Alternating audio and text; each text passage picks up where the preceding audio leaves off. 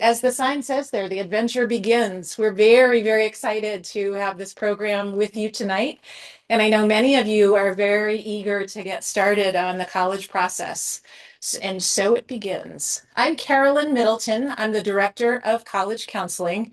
And I'm currently in I can't believe it, it's my 10th year here at Berkeley Carroll. This is actually the place where I started my first role at Berkeley Carroll when had the job and I hadn't quite yet started, and we were doing curriculum nights, the curriculum nights we host. And I came in and got to meet a whole family of whole class of kids that I worked with that next year. And so it's been great ever since. I want to introduce also my colleagues. If you haven't already met these folks tonight, you're going to meet our two other full-time college counselors, Mr. Louis Almonte, who's here up front, and Ms. Joelle Chen. And I can't say enough to praise these two for their expertise that they bring to our team. As some of you know, all three college counselors worked in college admissions. Sometimes we like to add up our years of how many years we've worked doing this kind of stuff. And it's well over 50 years. I had a student the other day who accused me of being, isn't that amount like 1,000 years you've been doing this for? I said, wait a minute. Kind of look in the mirror, make sure I don't look 1,000 years old. I also want to introduce to you, if you've probably seen her outside, or actually she's right here, introduce you to Mary Dunn, who is our college office operations manager. And Mary has been at BC for more than 25 years. And so she usually knows all the ins and outs on things. As we begin to work together, and students especially, as you're walking up and down the halls in Lincoln Place, Mary is an exceptional resource. Ms. Dunn is an exceptional resource for you, especially if you've got quick questions about things. She can help to insert herself in our spaces and make sure she gets the right answer to things. And frankly, without her, we wouldn't be able to do our jobs and nobody would go to college, and she's the one that makes everything run smoothly. We want to tell you a little bit about the college process. I'm going to talk for a bit tonight, just kind of bigger arching, kind of overarching topics, and then we're going to get into some of the logistics as well. And hopefully by the end of tonight, where our goal is by the end of tonight, that you feel more comfortable and that you feel like, okay, I know what to expect now, and that you feel, okay, I can handle this. This next step is going to be a breeze, right? That's always the goal, that we end up doing that. Most of the time it kind of looks like this. It feels a little bit like a maze, feels like it's going to take a little bit of time to get to know everything. But ideally, this process is about making really great choices and having really great choices overall. So there's not a lot that I'm going to do on this screen, but I have a few words that hopefully will dispel that idea of everything being this big maze. For most students, applying to college is really the first chance that they have to make a big life decision. And we know for some families, you might be the first student in the family to go to college. For others, you might be following in the footsteps of siblings or parents who have enrolled. And for some of the others of you, you're just first. It's just first. So it becomes a new process for everyone in the family. Still, if you did have a student go through the process, say only a few years ago, it's likely that it's different than you remember. And it's certainly different than it was in the 80s and 90s when I and those parents and guardians who went to college around my age may have applied. So it's a bit different than that. In many ways, it's a rite of passage, but it's one that happens in a lot of kind of public ways overall. And college is something that everyone has an opinion on. Many people will offer you advice, your college counselor, hopefully, your parents, your siblings, your dean, your advisor, your friends, but sometimes your dentist, and usually when you have your mouth wide open, that happens to me all the time. Your next door neighbor, random people on the subway, they might see a sweatshirt that you have on and offer you wonderful or terrible advice. Sometimes great Aunt Shirley, who has the best of intentions, might want to share something about her process or what she read or what she heard the other day on the news. And even your friends are going to offer these really strong, though sometimes ill-informed opinions about where you should go and where you should apply. You'll probably have more conversations about college than you'd like to over the next year and a half, that you'd ever like to over this next year and a half. And often it is with strangers. You'll learn to sift through the advice, figure out what's relevant, politely discard what is not. You'll learn to stay away from TikTok. You'll learn to stay away from TikTok. Students, please nod your heads because that is a center of some of the bad advice that's out there. And you're also going to navigate college websites. You're going to uncover what kind of culture that campus has and what about their student life. And you're going to discern what makes one college different than another. I promise you, if you've done some tours already, they do start to seem different from one another at the beginning. You see similarities, and then all of a sudden they begin to feel very different. And one or some are going to be better fits for you than others. And at this early stage of the process, I definitely encourage you all to consider your own college talk behaviors, because not only is it going to be strangers that are having these conversations about college with you all the time, but parents and guardians. Maybe we can help you preserve your relationship with your junior. Try not to make college the central topic of every conversation, but it might be great to set aside a couple of nights a week. Or maybe it's something that happens only on Sundays, or maybe it's something that you do only during the dinner hour. And in return, maybe your student will actually share some of what they're thinking about. Maybe they'll bounce ideas off of you and allow you to be the great sounding board that you've always been. So we'll try from our end, and you can help from your end, helping your students to stay really positive, helping them to know themselves better, because that's the big first part of this process is for students to really think about what they want and where they see themselves, how they see themselves entering college, how they see themselves exiting college, what kind of careers they're thinking about. And for most students, they don't have a sense of exactly what they want to major in. For most students who are seniors this year, they don't know exactly what they want to major in. And a lot of college freshmen don't know exactly what they want to major in. So we're not asking that you define everything down to the letter, but as you're thinking about these things, continue to have conversations about them, because that's what's going to make an informed search. Now, I read this book that I really liked. Let me see if I can get it up here. I just got it. It's called Dream School: Finding the College That's Right for You by Jeffrey Selingo. I realize you might not find something like that really exciting, but I kind of do. I bought the hard book even.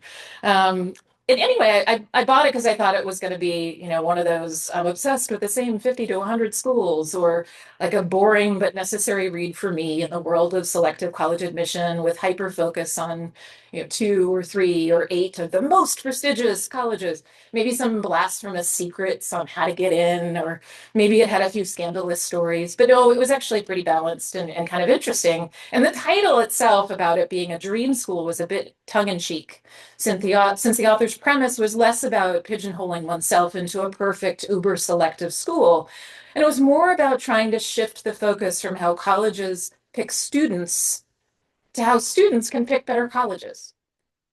So really helping students and families think about, like, this process is happening to you, but you actually have a lot of power in it. You have a lot of ownership in it. And that's not it's not a slam against prestigious or highly selective colleges. We have plenty of students who select to apply to very, very selective places. But instead, it's kind of a call to find our way back to why we're looking at colleges, and maybe for what purpose. What are the factors that make college the right fit? And I tuned into one of his chapters in particular. I admit I haven't read the whole book yet because I just got it yesterday and I was trying to prepare for this. But I got excited about this chapter that's called On the Hunt for a Good School. And ironically, when we do a program in the fall, and all the seniors will do this, we have you act as members of an admissions committee to good college, because everybody wants a good college, right? So on the hunt for a good school, Selingo lists 4 thematic components, and you see the bullet points of those up there. He talks about a supportive start. And many of you who have had students go off to college know that there's orientation programs. Some of them run orientation programs for the whole year. Their introductory classes and their first year seminars are meant to ease students in, meant to level the playing field. Everybody learns how to be a good seminar leader, or a discussion person around a seminar table. They have great programming in the dorms that help students get used to college, and all kinds of advisors to build scaffolding around the first and even the second year, which gets, kind of slowly dismantled through that junior and senior year as students are preparing to go off into the world. Now, think about the people who will support you as you try out new perspectives, as you engage in contrarian views, as you explore an uncertain future. Like, it's the people around you that I think are going to make a big difference. He talks about places that have easy connections, and his premise is that students thrive when they feel like they belong. And this is the part where you get to know about campus relationships. How do students find one another? Are faculty accessible?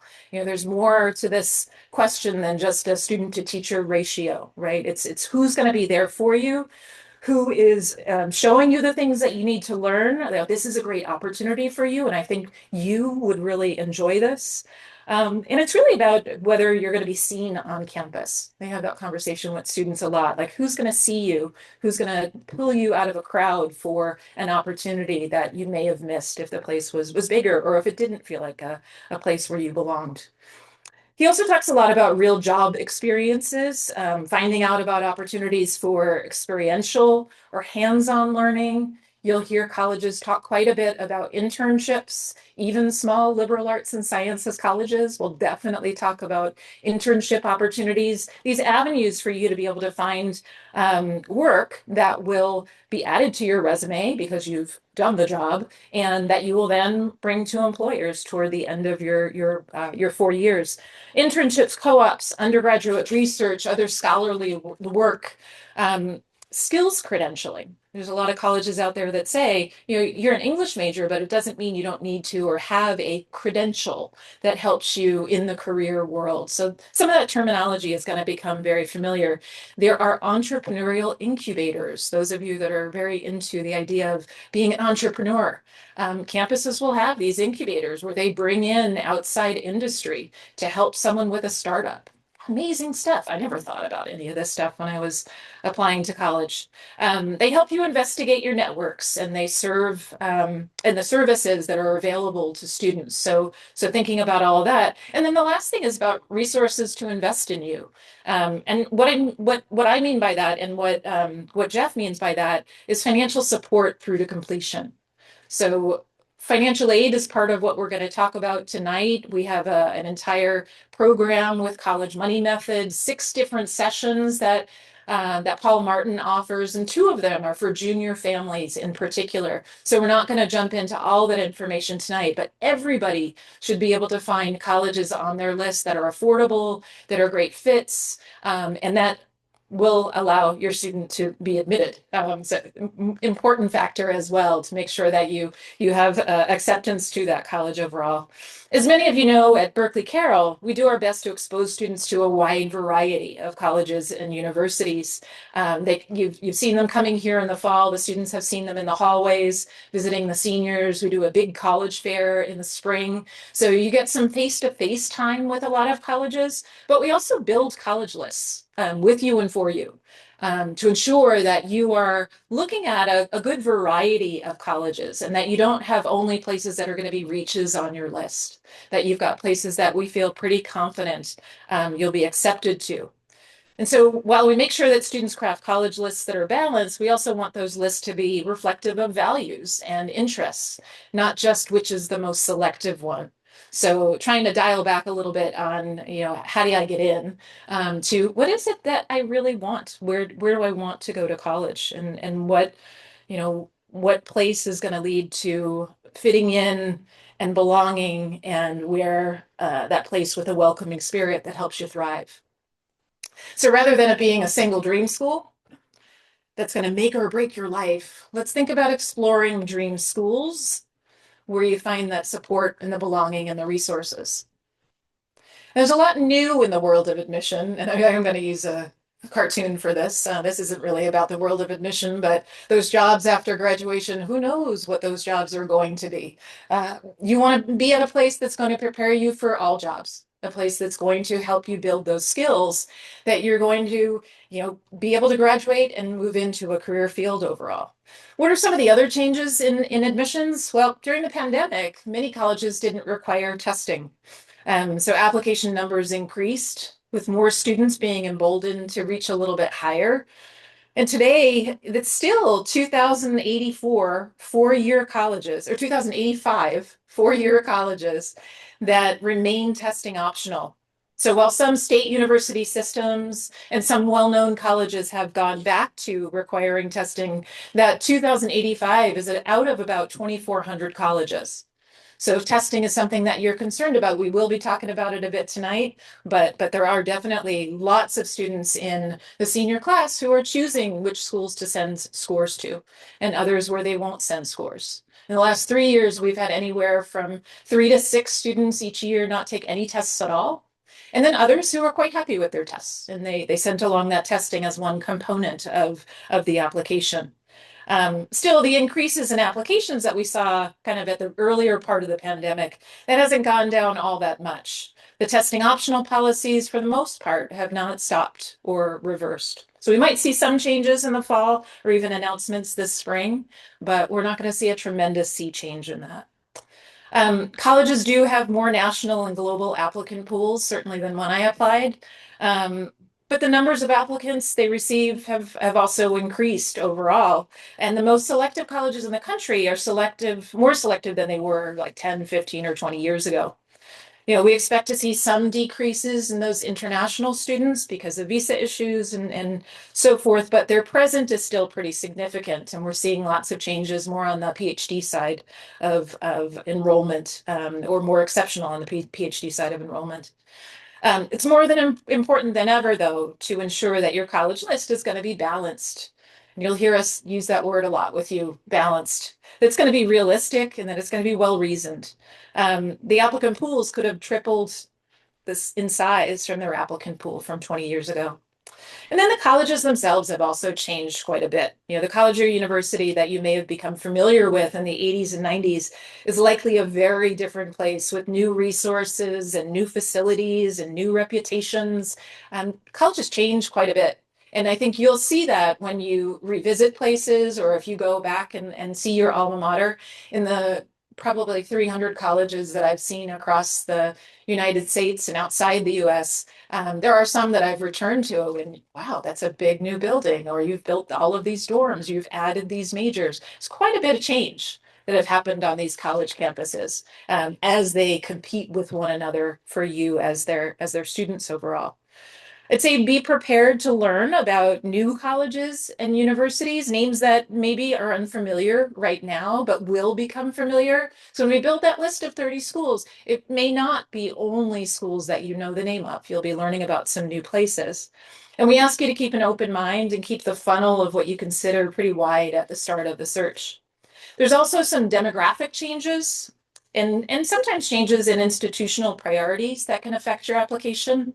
The percentage of graduating high school students applying to college, percentage of students applying to college right now that are female is 59.5%. So that's definitely different than it was years ago as well, when there weren't as many women applying to college. And sometimes that does make a campus a bit more competitive. Ability to pay can sometimes be a factor at the margins of admissions decisions when colleges are need aware. This is one reason why we're very careful when we put together a financial aid package, not a financial aid package, we put together a college list for a family that has need. We want to make sure that you are going to be able to afford the colleges that you fall in love with. And full pay students can sometimes be unexpectedly awarded scholarships. That does happen too. Colleges have objective criteria, the grades, the scores, the program, the rigor of your curriculum that they care about, but they also care about who they're admitting to their campuses.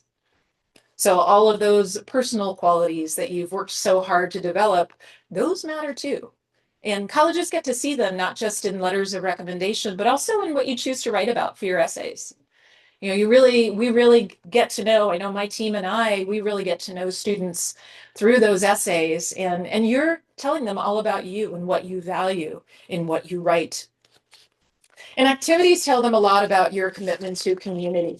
Because when a college is looking at your application, part of what they're thinking about is who will this person be in our classrooms? How will they sit around that seminar table? What kind of perspectives will they have to share? And then in our dorm rooms and in our community spaces, who are they going to be in those settings as well? You know, the selectivity of admission from one program within a university to another could be drastically different. So sometimes you'll hear us say, maybe don't put down that major, but let's look at a way that you can explore moving into that major. So the strategic advice is always something that we're thinking about in addition to this kind of feel good advice and the warmth of it. For most liberal arts and sciences colleges, psychology, English, history, bioeconomics, those are usually some of the most popular majors, but most admit without regard to major. If we're talking about programs with business or computer science or engineering, these may be more competitive. But again, we'll go through these kinds of questions with you. Athletics, legacy status, special talents could heavily influence admission or not at all. We've had students recruited to D1 or D3 programs every year I've been here. We've also had students walk on to athletic teams. And we've had students who initially think they want to be part of an experience like that, and they change their mind, realizing that they want to do something different in college. So you're allowed to change your mind over the course of the next year and a half too. And we see it happen as you learn more. You might say, oh, I hadn't even thought about that. Maybe this is more of the direction that I'd like to go in. So with all of this, I would say also when coupled with lived experiences, the global and geographic and socioeconomic and racial and ethnic and gender diversity can all be factors. When coupled with those lived experiences, you know, getting to know you as an applicant and you as a person is going to be really important because colleges are trying to create a campus community reflecting the world that we live in. So before I move on at all, a word about timing. I know that sometimes people feel like they're coming late to this. You're not. You are right on time. You have a year, 2 years and a quarter under your belt in terms of grades. You're just at the start of your testing process, just at the start of your learning process. And you as students are starting to know yourselves really well. And all of those things are really key as we try and guide you with the right schools and also help you to get to know yourself and where that fit is gonna come, where you're gonna find that fit overall. If you hear nothing else tonight, we hope you remember to think about your summers as a time to get your head start. And we'll talk a little bit about what you can do over those summers. There's many things that you're going to be able to do to prepare, but summer's also when you have time and capacity to really think about applications. And then other than a month of vacation, we're here to help. So we're there with you even through those summers. So enough of this heady stuff. I'm going to move into a little bit of the logistical stuff on what to expect next. Yeah, we met with the junior class at a class meeting just last week. I wasn't here because I had to be at a college board conference. Imagine the joy of that. I would have rather have been here with you students. But we met with you once already to talk about a number of things related to college. And during these initial meetings, these meetings, you know, before we get to meet one-on-one, we're going to start asking students to fill out some forms, fill out what we call the qualities that will make a college right for you, this handout that we're going to hand out at the next session. We'll do those counselor assignments, as it says up here on the screen, in late November.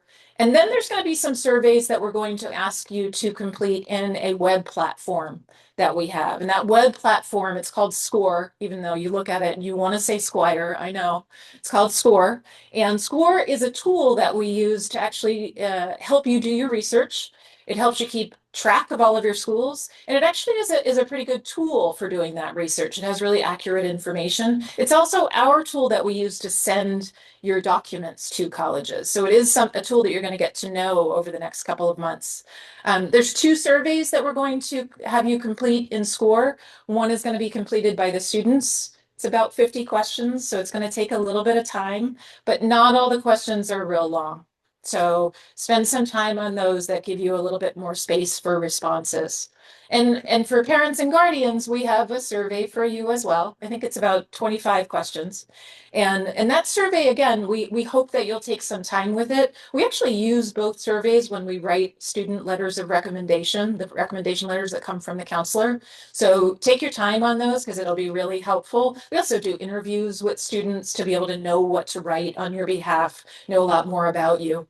And our first meetings with students are going to be in December and January, so really right around the corner. We do those assignments, we'll give you those surveys, and when those surveys are complete, we set you up for your first meeting with us. After we meet with a student, we then will meet with family, and typically that's one or both parents or guardians, and we start that usually shortly after that first student meeting. For that meeting, we will put together a list of about 30 schools. We take in all the ones that you've listed on those surveys that you're interested in your student researching or students that you're interested in pursuing. And we help you organize it. We help you with an understanding of which of those colleges are going to be a little bit tougher, which do we think are going to be probably a 50-50 shot, and which do we think are going to be right on that are probably going to be yeses. We call it reaches, middles, and foundations. So that list is going to be really helpful in the start of your research. You're going to continue on to do some meetings with us after that to reflect on visits and research and changing priorities. So after that first family meeting, it'll be mostly student and counselor meetings. But there's other checkpoints where we meet with families again. We'll have you complete a list of your past and current activities. That's one part of the application that we build into the spring. So hopefully you don't have to worry about it next fall, except to add new activities that you were involved in. And then, as I mentioned earlier, we provide that Independent Schools College Fair, which brings about 100, 155 colleges to come and talk with the students. For students that are studying away, so if anybody's joining us on Zoom or parents are here without their students, we do prioritize those meetings. Like those December timeframes, we really try and prioritize those meetings to get to see those students right away. And then once they leave on their program, we are available for Zoom meetings, and we coordinate quite a bit with the program as well, and with Mr. Hanbury as well. So look ahead beyond that. I promised there would be some summer in here, and my colleagues will probably mention summer as well. So in the summer, plan ahead for a busy fall. You've probably seen some of your senior friends a little stressed out about their essays and edits and getting their college lists together and visiting colleges and interviewing and all of those things. The summer, even though colleges aren't always in session, that could be another time when you can visit colleges. And you'll notice on that handout that we gave you, that calendar, we also marked off different timeframes where we have vacations that might also be good visit times, including spring break. Over the summer, you want to produce a solid draft of your first Common App personal essay, their personal statement, as they call it. And it's about 650 words. I can't tell you how many students will say, really, that's it? I thought it was like 8 pages. No, they don't have time to read 8 pages, but that 650 words is jam-packed with a lot of great stuff about you when you write it the right way. And so we will have essay writing workshops, and you've actually already got some dates for those on the back of that calendar. So we'll work through how to formulate those essays. You're going to come back to school with the first 5 sections of your Common Application complete. Again, we'll give you some tips on that. It'll send you on your way. You're going to attend what we call Reboot Camp the day before classes start. And we'll do an exercise there to get you back into the college swing of things. Then you're going to decide if you want to apply early decision, early action. And you'll do that by the first week in October. So there's time for all these things. That's why I'm showing you these bullet points and these dates. Then you'll submit your final college list by the end of October. So fast forward to June. We're here 2/3 of the summer to meet. We want to discuss your lists. We want to help you formulate those essays. We want to practice interviews with you, and we want to do a lot more. So with that, I'm going to pass it over to Joelle, who's going to continue talking about college.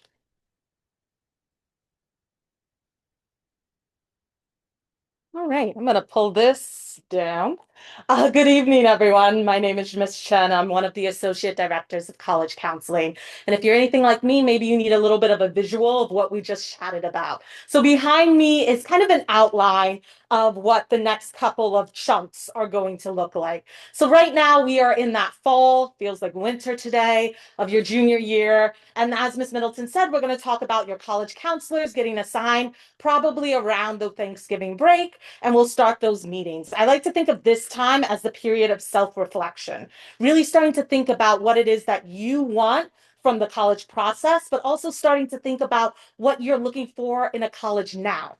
That might be different than in the spring, which might be different and in the senior year, but that's okay. This is an evolving process. In the spring, you're going to have a lot of opportunities to hopefully begin visiting colleges if you haven't already. Spring break's a great time. There's a lot of long weekends, so you'll be able to go and see a lot of different types of colleges. And as Ms. Middleton mentioned, we have a college fair in the spring as well, which is a great opportunity to connect with different colleges. You're also going to ask teacher recommendations in the spring. So we encourage you to ask two teachers, and we'll talk with you all, especially for the juniors in here, more indirectly about how to go about asking for a teacher recommendation. But if you haven't already, and we talked with you all in ninth grade about this and in 10th grade about this, but continue to build those relationships with your teachers, because we're often asking you to ask teachers who have taught you this year or will teach you next year. So continuing to build that solid relationship is really important. In the summer, like Ms. Middleton said, we're here for 2/3 of the summer to meet with you virtually, to chat about your personal statement. Summer is when you get started, not in the fall. If you get started in the summer, you'll actually be able to enjoy your senior fall because you're going to also be juggling your classes, extracurriculars, athletics. There's so much that you have on your plate. So spreading out this process by utilizing the summer is going to be really helpful. What you can also utilize for the summer, internships, pre-college, volunteer, working, staying busy, thinking about those activity lists. You'll have space for 10, and Mr. Almonte will talk a little bit more about that, but the ways that you get involved are also important in this process. And then in the fall of your senior year, that's when we start refining applications, not starting them. So you're going to start submitting those applications. This year, almost 100% of our seniors applied by November 1st. So if you have any senior friends or you have any senior students, just give them a big hug, a pat on the back. They had a lot that they were doing these past couple of weeks, but that tends to be the first deadline for a lot of students. So if you think about it, you really have September and October to finalize the process. You don't want to get started at that time. And then we're going to ask for students who are applying for a regular decision, which is usually the January deadlines, to have all of your materials ready to go before winter break so that we can enjoy winter break and you can enjoy winter break. So it's an elongated process, but we're here every step of the way. But to give you a big picture, that's what it's going to look like. And then it wraps up by May 1st, potentially earlier for some students, which is the universal reply date for US institutions. So by May 1st, you will have signed, sealed, delivered, know where you're going for college, which is going to be very exciting. So, like I said, starting off this process is really about self reflection, understanding your needs, understanding your wants, and understanding what kind of colleges are going to have a mix between the needs and the wants. So, completing those surveys is really important. This is not something you just want to speed by. Take some time. Give yourself an afternoon to really go through and think thoughtfully about those questions because we utilize these questions to get to know you a little bit more, but also in crafting the list, which I'll talk about in a second. So really focusing on that self-reflection. And juniors, you probably already heard this because we had this conversation, but who are you? Who do you hope to be? What drives and inspires you? What and how do you like to learn? What conditions enable you to excel? And what do you dream of doing in your life? Those are big picture questions. I'm not expecting you to answer that for me in the next 5 seconds, but to start thinking about what that means to you. And like I said, must haves versus would like to haves. I like to call them needs versus wants. What do you need to succeed at a school? Maybe for you, it's like, I need good food. If there is not good food at this school, I am not going to be happy there. For others, it might be, I need to be 20 minutes from a city. I could be in the middle of the woods, but as long as I'm 20 minutes from a city, I know I'm going to be happy. For some, It might be about the wants. So the wants are a little bit more negotiable. Like, I would love for them to have an Olympic-sized swimming pool, but if they only have like half an Olympic-sized swimming pool, that'll be okay as well. I would like for them to have 30 locations that I could study away, but if they only have 20, I can work with that. So thinking of what those needs are, what those wants are, balancing the both of those in this process. So all of that information, all of that self-reflection, the surveys that you're going to fill out, the surveys your parents and guardians are going to fill out, the initial conversations that we're going to have with you, all of that comes into that preliminary college list that Miss Middleton mentioned of about 30-ish schools. 10 in that reach category, which are going to be the like selective, very competitive, 10 in that middle, which is 50-50, and 10 in that foundation, which is going to be likely. Every single student's list is going to look different. And this is a preliminary list. This is not an expectation that you will apply to all 30 schools. In fact, Common App only allows you to apply to 20. So you're going to narrow this list down. But what it's supposed to do is to really start to help you think. So how do we develop this list? Those surveys. We look at your academic profile. So we're going to look at your transcript. And we're going to look at your transcript in context of Berkeley Carroll. So we don't have APs here. Some of you might have taken an AP exam. That's great. We'll take that into consideration. But how have you challenged yourself? So thinking about that curriculum, where have you taken advanced coursework? Where have you gone above and beyond? Are you doing SRD? Are you planning on maybe applying to senior scholars next year? Are you doubling up in the arts? Are you doubling up in language? Are you like doubling up in science this year? How are you challenging yourself? We take that into consideration. We're thinking about the college and university acceptance rate. And it's not just the acceptance rate that you see on like the US News rankings. It's thinking about, to Miss Middleton's point, okay, for business major, is this school going to be more selective? Are you applying as an out-of-state student to a large public institution that might be more selective than what that acceptance rate is showing because you're an out-of-state student? So we think about all of these kind of intricacies. Financial aid. We understand financial aid might be a major factor for a lot of families. So as Ms. Middleton said, there are some schools that are need aware. That means that they are considering your ability to pay, sometimes at the end of the process. So that's something we'll take into consideration. We're also thinking about, are these schools meeting 100% of demonstrated need? Do these schools have merit scholarships? In a perfect world, do they have both need and merit scholarships to give you a good mixture of options? So when financial aid is a factor, we want to make sure not only do you have academic options, but you also have a variety of financial options. And then preferred major. So thinking about the schools, if you're like, I really want something that has a design program that combines engineering, and I want to have this interdisciplinary study, thinking about what are the programs that maybe don't have that exact one, but have similar options that are going to be able to explore the areas you're thinking about now, understanding that that might change and evolve. And this is a living document. So that preliminary college list is to start, but we know that this might shift. So thinking about how to utilize the list, really thinking of it as that foundation for research, to start doing some research on the different schools that are out there and an opportunity to learn about lesser known schools. So myself, Miss Middleton, and Mr. Almonte, we travel across the United States. We travel across the world to learn about colleges and universities. And there's always times when we go and visit, and it's the school that maybe didn't spend a lot of money on marketing, but really invested in their students, invested in their faculty, invested in their resources. And we are blown away by it. And so we want to share it with you because it matches all of your needs and maybe a lot of your wants as well, but maybe just hasn't been on the forefront of your mind. So that's the point of this preliminary list, to get started in the research process. So how do you do that preliminary college research? So that list is a first great start.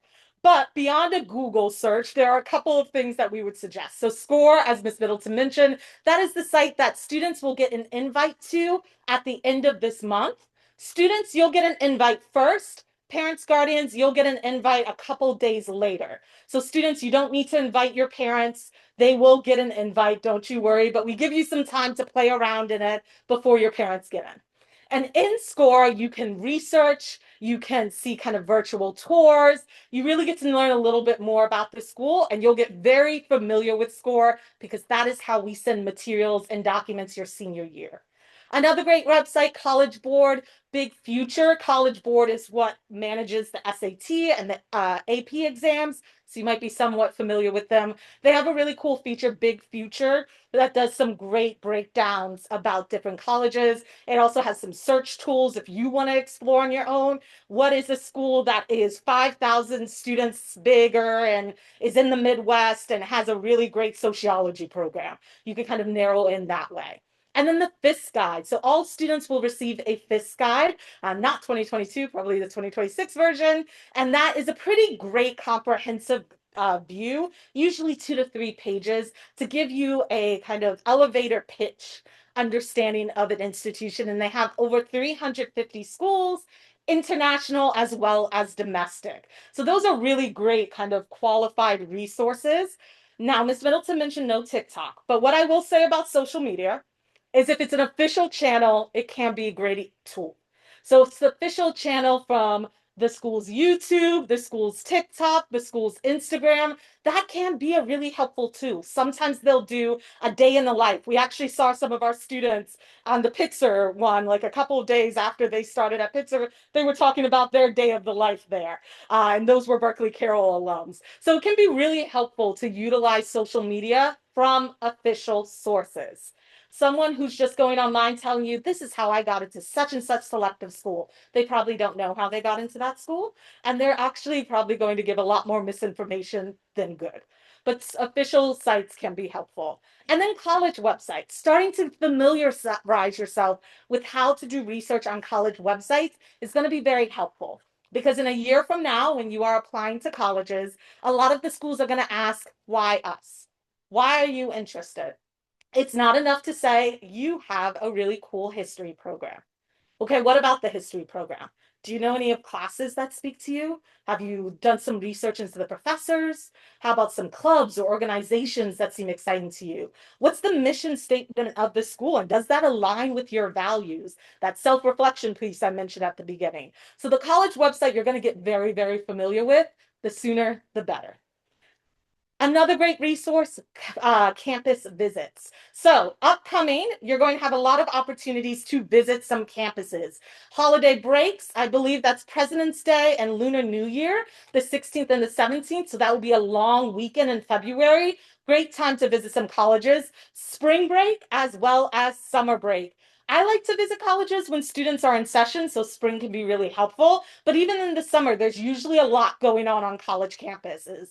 So those could be great times to visit.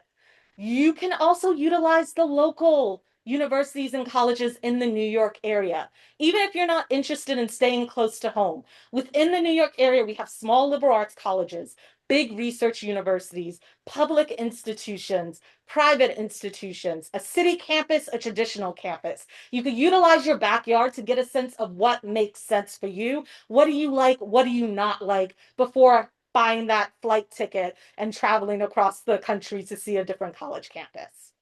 Official campus tours and information sessions are best. There are some institutions that track what's called demonstrated interests, meaning they are looking to see how have you engaged with us through the application process. If you sign up for an official visit, you're added to their mailing list. You're tracked. You're showing that demonstrated interest. Same for virtual visits. If they have official virtual visit programming, if you sign up for that, that's showing that demonstrated interest. Not all colleges track it, usually small and medium-sized schools, but that's a great way to get on the mailing list and show that interest. Beyond the campus visit, sign up to see if you could take a class and really get to experience what that classroom environment is like. Maybe attend an open house. The open house has a lot more programming. Sometimes you'll see the dorms when you won't be able to see that on an official visit. You'll be able to talk to faculty members. Also connect with appropriate context. So if you're going for athletic recruitment, making sure that you're reaching out to the coaches, that you're reaching out to the athletic department. If you are looking for accessibility or accommodations as an essential part of your need in a college environment, connecting with the accessibility offices. Maybe it's connecting with student unions or affinity spaces to get a sense of what it's like to be on campus here, religious spaces. You can reach out and ask. The worst thing they can say is no. But utilizing that will help you affirm that this is the school for you or that it's not the school for you. Some schools might ask you to interview. It's best to interview after you've already visited or done some significant research because oftentimes interviews are going to ask, why are you interested in applying? You don't want to be kind of blank faced and like, I heard about you from my college counselor, and that is why I'm here. So, you want to be able to do some research, do a virtual visit, do an in person visit before you do an interview, and we're able to do mock interviews with you. This is a great opportunity for me to put on my like high school theater training and pretend to be an alum and practice with you of, okay, tell me about how you're going to solve world peace. They're not going to ask you that, but we can practice through any possibilities that you have before you have that official interview. And something else to take into mind is that gut instinct. I always remember when I was visiting colleges, my mom told me she knew before I did what my ED school was going to be because she had this gut feeling. And she saw in me that I had this moment of like, aha, this is my school. Sometimes that's going to be the moment that you have that feeling that you're like, this just feels right. Take note of that. And another way that you could take note of that is through this incredible resource, our BC College Counseling resource page. So on this page, just to show you, there's actually a form called Evaluating a College Visit. This is a really great resource because they are distinct, but if you see 5 in a day, they might start to blend together a little bit. So you want to take notes of which ones had this and this and this. So at the end of the process, when you're sitting with your family at a local cafe and you're chatting about all of the places you visited, you're able to really distinctly remember these institutions. All right. So a couple of other resources, like we said, we have some suggested physical guides for you to look at and some suggested web resources. Finaid.org is a great one when looking at financial aid, as are the NCES, which is the National Center for Education Statistics, and the US Department of Ed have some really great data-driven information about institutions. But some human connections can also be helpful. So we have BC graduates almost everywhere. If you want to, you can connect with us and we can connect you with some of our alums and your college counselors. We're all here. Whoever you're assigned, we all work together kind of as a hive mind. You're able to come to any of us if you have any questions. So I'm going to pass this along to Mr. Almonte to wrap us up.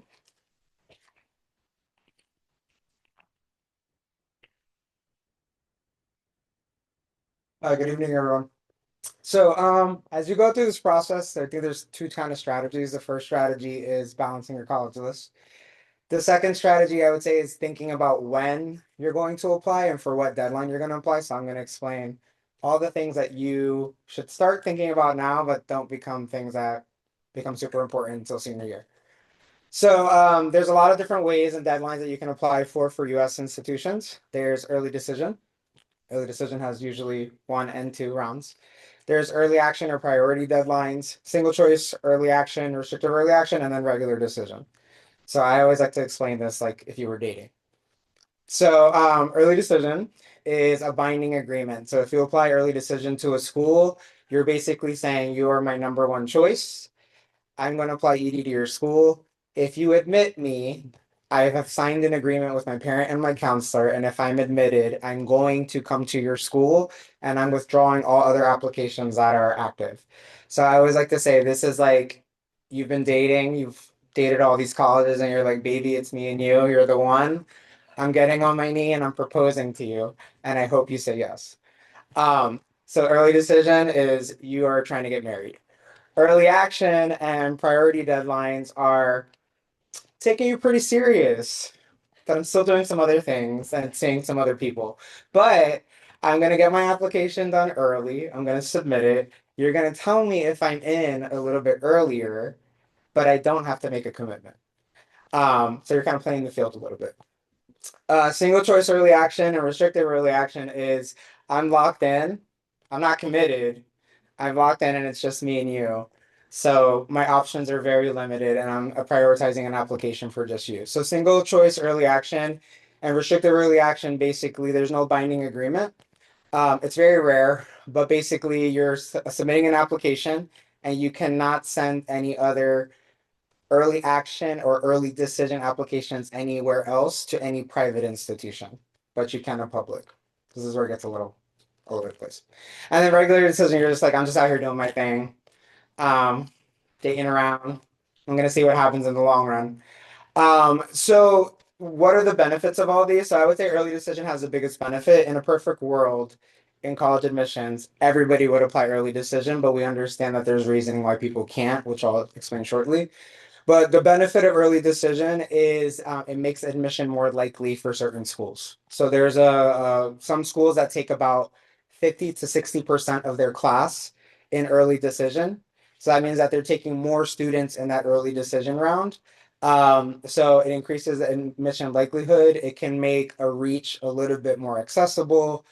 And then if you wait until regular decision, it gets much harder because there's less spots and there's more applicants in the regular decision pool. The difference between early decision 1 and 2 is just timing. Early decision 1, you would apply in November, find out if you're in December. Early decision 2 is the same thing. You just apply in January, you find out if you're in February. I like to think of early decision as like maybe like 5 bonus points on your application. Early action, like I said, you send off an application. There's no commitment, there's no binding agreement, but you find out a little earlier if you're admitted. So you usually apply early action in early November, and you can find out your admission decision as early as mid-December, sometimes into January.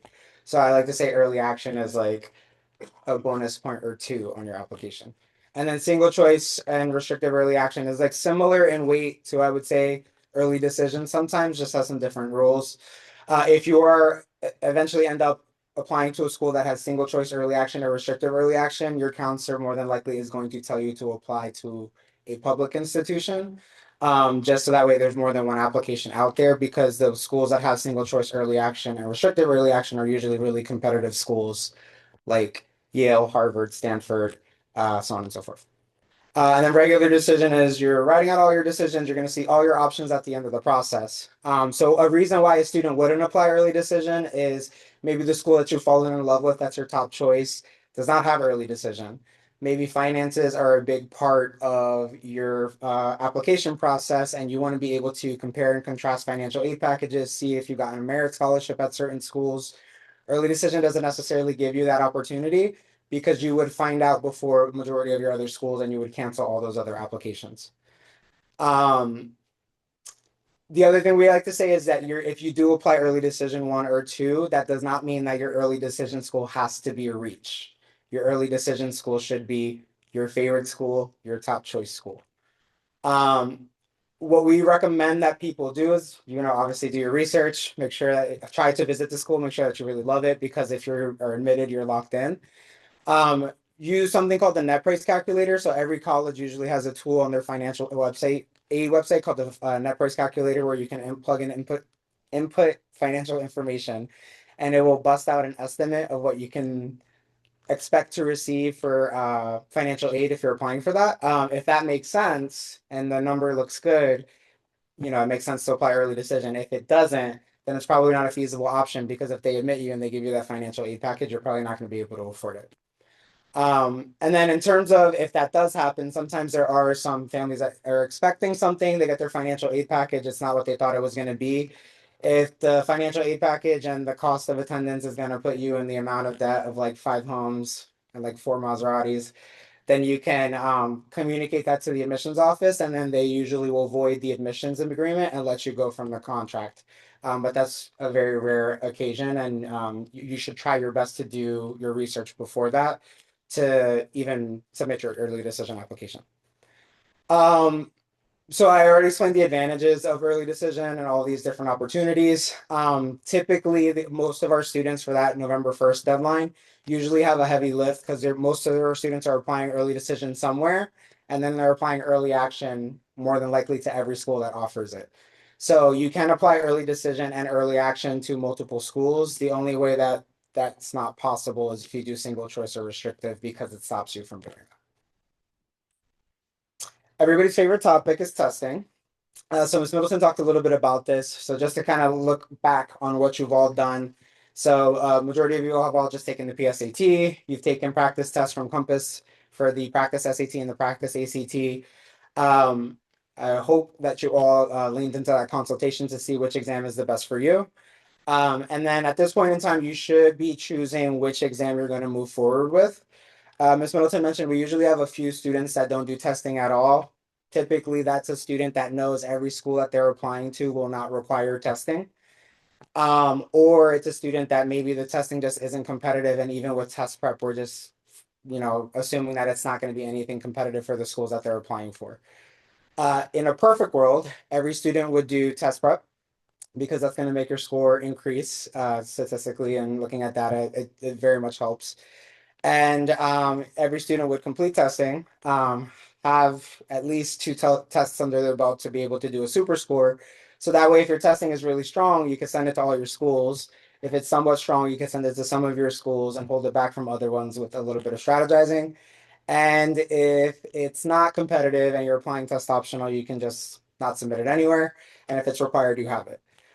But we also understand that everybody's not going to do testing, so that's a case-by-case situation that you'll talk to your counselor about.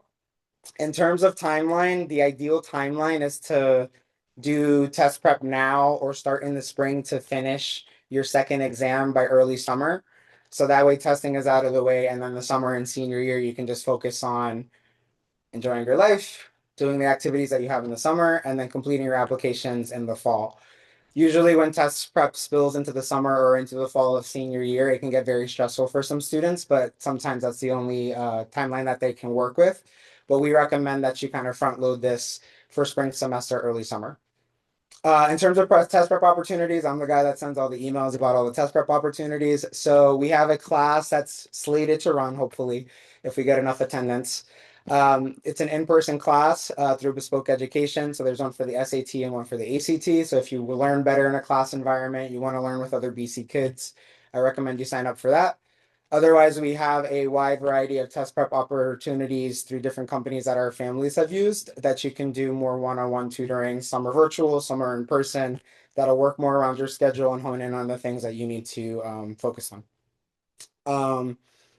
In terms of financial aid for test prep opportunities, we do offer for financial aid. So if you're receiving any percentage of financial aid here at Berkeley Carroll, there is a set number of financial aid that we will allocate to assist you with your test prep resources. Yeah, so if you have any questions about that, you're more than welcome to reach out to me. And as we said, with testing, it's kind of a case-by-case basis. So every school usually has a test prep median. So say this is the median scores of students that were accepted. So for instance, it might be like from a 1450 to a 1520 is that middle 50% hotspot. So typically we always tell students that if you're in the median or above the median of the SAT or the ACT that the school has for their profile, it makes sense to send the score. If you're at the lower end of the median or you're not within the median, that's probably not the best idea to send the score. And we can discuss this together with your family or with the student. But there's a little bit of strategizing if the school is test optional, because if you send testing that helps you, that's a benefit. If you send testing that's not competitive, that can hurt your application. So that's just something to keep in mind as you're thinking about applying. In terms of knowing if a school is going to be test optional, like Ms. Middleton said, some schools are starting to reinstate testing. So most of the IVs have reinstated testing. The Florida State school system has reinstated testing. University of Miami, just a few random schools are starting to follow suit. So I imagine we'll see another wave of schools reinstate testing, but we'll probably learn about that in late spring, early summer. So I would say if you're thinking about not doing testing or you're thinking about if that's going to dictate how you move, I would recommend that you kind of keep a pulse on that and communicate that with your counselor. And fairtest.org is a wonderful resource where you can see what schools are test optional and how long they've been test optional. Very quickly, what's in an application? So, we're talking about your application, but we haven't even said what's inside of it. So for a US application, you're gonna get very used to this word. They're gonna say we do a holistic review, or we do a holistic review, or we do a contextual review. Basically, what that means is we look at every single part of your application before we make an admissions decision. So in admissions, we always like to say that there's the quantitative, so the numbers, your test scores, your transcript, your grades, and then there's the qualitative, your story. So what goes into an application is your actual application. Majority of students use something called the Common Application. It's a website where you can fill out a base application, answer a school's respective application, and you can apply to multiple schools using this website. There are other applications. So the University of California system has their own application. MIT, Massachusetts Institute of Technology has their own application, but majority of students are using something called the Common App.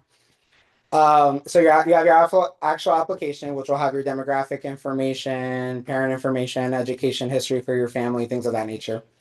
Then you have your transcript and our school profile. So the school profile, we send a probably like 3-page report that boils Berkeley Carroll down to 3 pages that talks about our educational philosophy, our curriculum, what classes we offer, which ones are standard, which ones are advanced, senior scholars, SRD, spring intensive. So it has all of that detailed in this profile.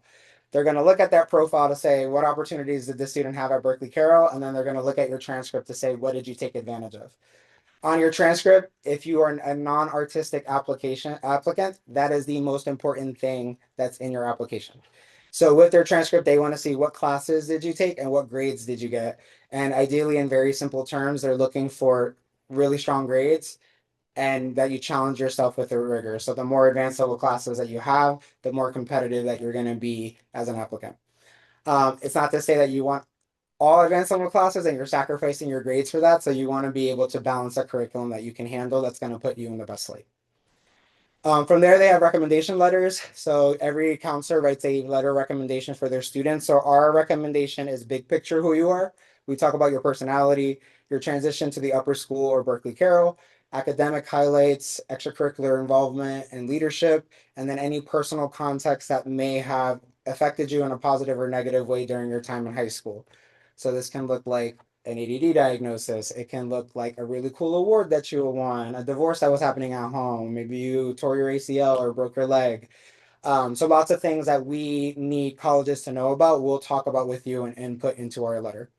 You get to ask 2 teachers for a recommendation letter. They're going to shine the spotlight on you in the classroom. So they're going to talk about how you show up as a student. As we mentioned earlier, ideally, it's going to be a teacher from junior year or somebody in senior year that has taught you prior. We do junior and senior year letters of recommendation because those are more recent accounts of you as a student.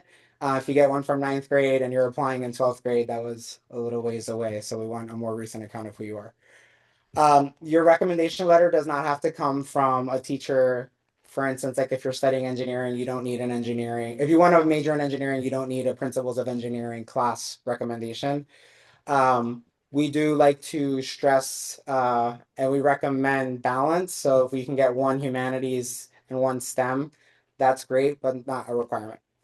Test scores, like I said, I just explained, if applicable, you can submit those as well too. And then there's something called the personal statement or your personal essay. There's a 650-word essay that every college and university that you apply to is going to read. And the way to think of that essay is how can they learn about me through an experience that I'm sharing through this essay. It's not writing about a research topic. It's not writing about why I want to come to your school. It's literally just kind of letting them into a moment in your life and how that has experienced or shaped you. That's the only part of your application where they will get to know you from your voice in a very personal way, other than the supplements, which sometimes are framed that way. But the personal statement, you should all just start thinking about what is something that I want them to really know about me? What is something that's really special about me that I want colleges and universities to know about me? Supplemental essays, each college has their own question. Some of them have them, some of them don't. Some have 0, some have 1, some have 5, some have 8. But they're really short, purposeful questions that they're asking. So they might say, why are you applying to our school? Or they might say, tell us about an aspect of your identity and why it's important to you. Or they might say, if you had a food truck and it had a name, what would that food truck be and why? So sometimes they get very quirky with it. Or if a wisdom tooth had wisdom, what would it be? Gave wisdom, what would it be?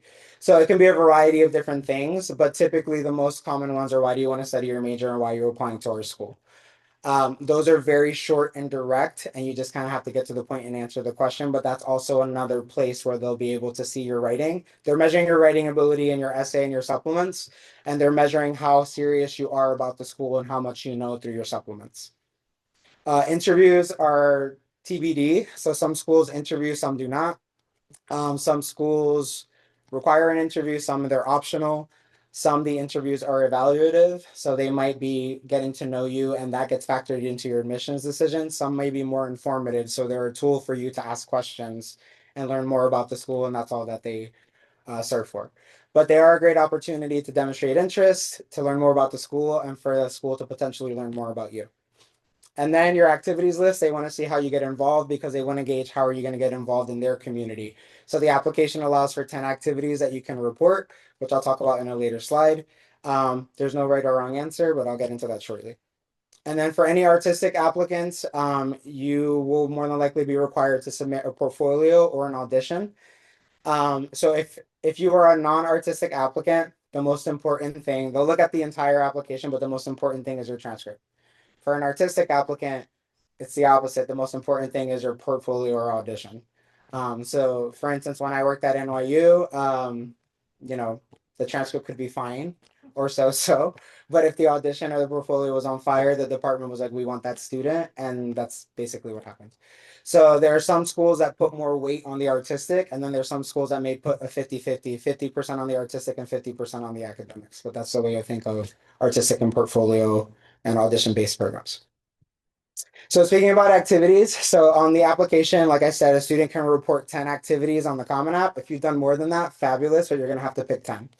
If you've done less than that, that's fine. I would say if you have 5 to 6 sustained activities, you're in a good place. If you're not there yet, you still have time. That's how we're having this conversation now. But this is exactly how it actually shows up on the application. So they want to know what type of activity was it. So you can see we have 2 service and 1 other activity. They want to see what years have you done this in high school, 11th and 12th, 10th through 12th. They want to say how many hours a week and how many weeks out of the year did you do it? What was the position that you had in the activity? What was the activity? And then you get a short description that you get to go crazy with 150 characters, which is not a lot, to really kind of talk about your roles, responsibilities, and impact in your activities. So your counselor will help you make this clean and pristine and super, super impressive. But you have to be very purposeful about the things that you're sharing in your application. So I'm going to go back to this real quick. Your entire high school experience and personality and life existence cannot be boiled down into the amount of space that they have in an application. So you have to be very intentional about what it is that you're sharing to really kind of feel confident that you've gotten yourself on the page, that somebody can get to know who you are. And then also just be as intentional as possible to make your application as strong as it can be to try to increase likelihood of admission. So with activities, what we like to say is there's no right or wrong. There's a wrong answer. There's no right answer about what makes a good activity. The wrong answer is not being involved. So we like to say there's 3 students. The one that's not involved, which you don't want to be. And then there's a pointed student, a focused student. So maybe a lot of things that you've been doing is just all STEM. Great. Then there's a second student who is maybe a bit more well-rounded. Maybe they've done the arts, maybe they've done some STEM, they've done some service, things of that nature. I would say those are both really fine and both really competitive students because there's no right or wrong answer. Colleges understand not every student has the same opportunities or resources to get involved in certain activities. So they just want to know what's important to you, what did you dedicate your time to, and how did you use your time? In terms of the activities, I would say sometimes, like if you're applying to a pre-professional program at a university that reads by major, if you're applying for business, they might like to see some business stuff. Or if you're applying to science, they might like to see some science stuff. But for the most part, they just want to see like, are you involved and what do you care about? We're thinking about the things to get involved with. I told the juniors this the other day, but we're in a very amazing space that you can get involved in so many things throughout your school day. Affinity groups, co-curriculars, getting involved with the BC Talks, the School Culture and Equity Council, the Honor Council, the Coalition for Civil Discourse. There's so many things that you can do within your school day, so there's no reason not to get involved. And then anything that you do beyond that or beyond Berkeley Carroll is also fair game as well too. So extracurricular activity is anything that you're doing in an organized fashion, either by yourself or with a group of people that isn't necessarily your academic classes. Um, Summer is a big one that we like to see students do something. Some students don't do anything during the summer, and then there's kind of so involved throughout the school year, and then junior year hits and it's senior year and they're scrambling to trying to find things to get involved with. I would say kind of try to beat yourself to that punch and just start getting involved now if you feel like you've dropped off a bit, because now's the time to kind of crank it into gear. Number one, for your self-development, but then also number two, because it looks good on college applications. And then going back to the recommendation letters, so there's nothing you have to do about this now. Right now, just show up to class, try your best, make a relationship with your teachers, get to know them as teachers, get to know them as humans. You'll make a formal request for your recommendation letters in May, after discussing potential choices with your college counselor. In terms of what makes a good recommendation, ideally if you've done well in the class or if you've worked really hard in the class and shown up really well and you're really active in discussions and things of that nature, those can also be really good recommendation letters. Like we said, junior year teachers are ideal, or senior year teachers that have taught you in the past. If that's a struggle for you, ideally one from junior year and then one maybe from 10th grade, we can usually make a case for, but that's not the ideal situation. If you're going away or going to a semester away school, ideally we want one from a semester away school and one from Berkeley Carroll. Like I said, it doesn't have to be from the academic subject that you plan on studying in the future. And I've already explained the difference between the counselor letter and the teacher recommendation. Yeah, and basically anything beyond that, one counselor letter, two teacher letters is required. There are some times where students might get a fourth letter, which is a supplemental recommendation. This has to be something really big that's not captured in your application. So maybe it's an internship, an art teacher, a music teacher. Most students do not have a supplemental recommendation, and that's fine. Anything beyond that, to be quite honest, they're not going to read. Or they're going to spend so much time going through all your recommendations that it's going to take time away from the other parts of your application that are more important. The last slide for today is financial aid. So every person's financial situation is different, or it can change. And I always like to lead with financial aid at Berkeley Carroll looks very different than what financial aid is going to be offered at a college or a university. Berkeley Carroll is much more generous with financial aid. It looks very different in terms of what they take into consideration, how much they're giving students, things of that nature.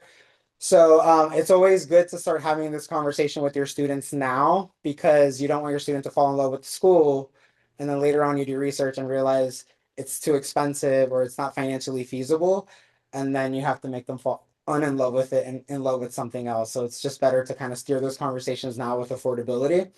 I explained what the net price calculator was. So it's a great tool. It's not 100% accurate. So you might have input a zero wrong. It might give you a ballpark figure, but a lot of times you can use that tool, get that estimate, and then you call the financial aid office to just ask them questions, and they can give you a more clearer understanding of what it is that you might receive. We have a partnership with a consultant named Paul Martin, who is the president for College Money Method. And he has two programs that are coming up that are really great for junior families. So evaluating loans and borrowing for a college investment, which is on February. And then building aid generosity and affordability into your school list, which is on April 9th.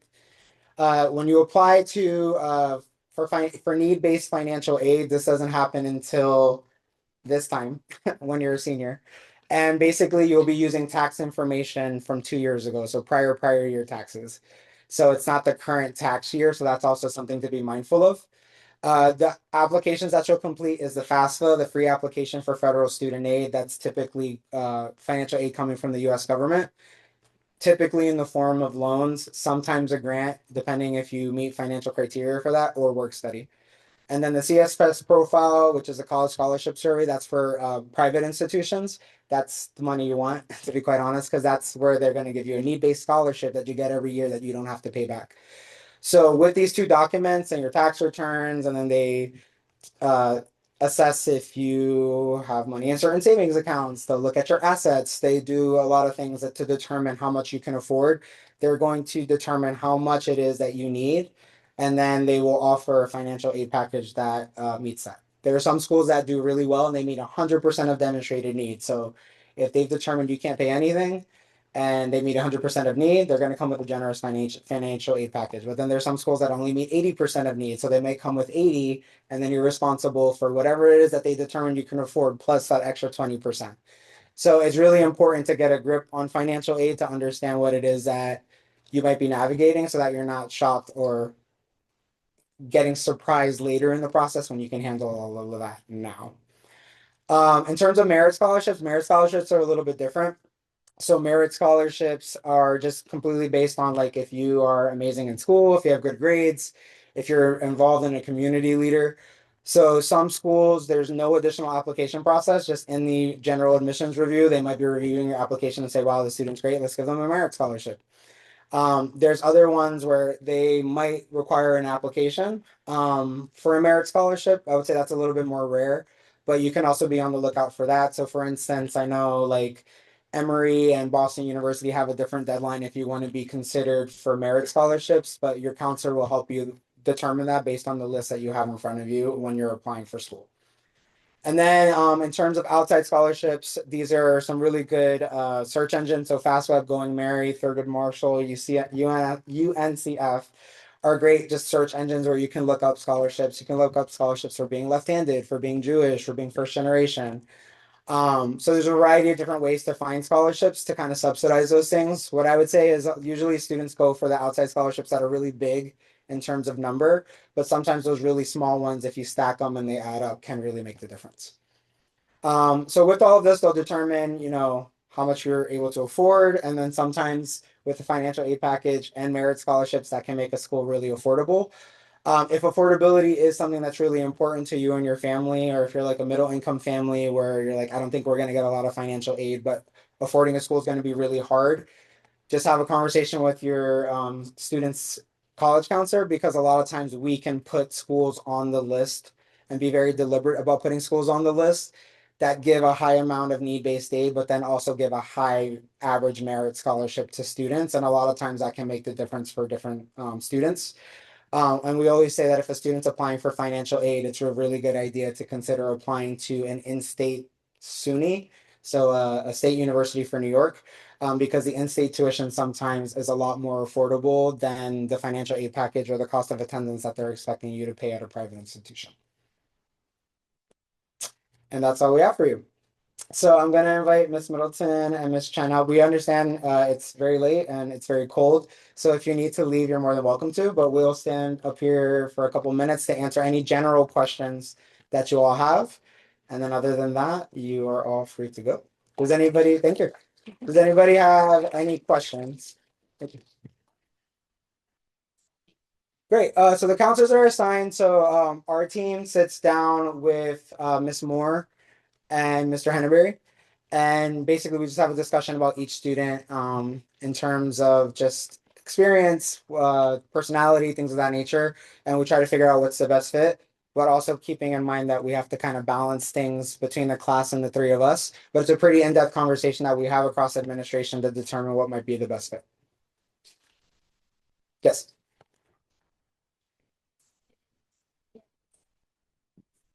Yeah, so interviews for schools, yeah, so there are some schools where you have to interview before the application deadline, and then there are some schools where you interview after the application deadline. So they don't make it easy for people.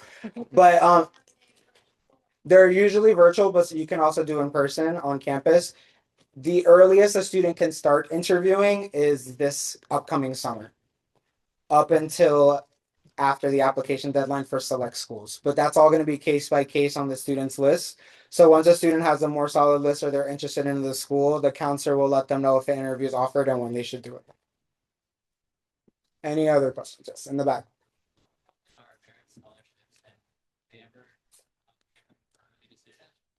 Yeah. Yes, go for it. No, you're good. Okay. Yeah. So merit scholarships, depending on the school, it can be really common.